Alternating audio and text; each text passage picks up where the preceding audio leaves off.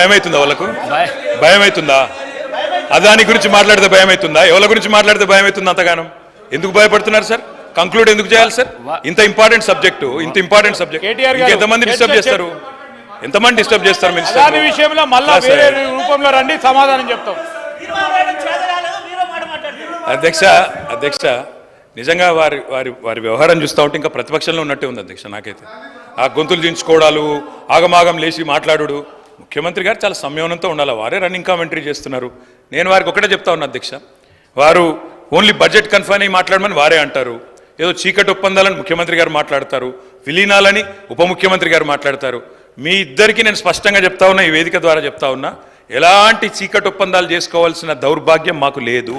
ముమ్మాటికి తెలంగాణ ప్రజల పక్షాన బ్రహ్మాండంగా ఇక్కడే ఉంటాం, గొంతు విప్పుతాం, మిమ్మల్ని అడుగడుగున ఎండగడతాం.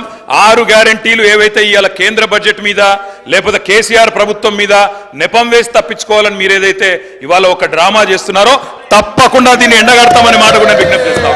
వదిలిపెట్టం. 6 గ్యారెంటీలు అమలయ్యేదాకా వదిలిపెట్టం.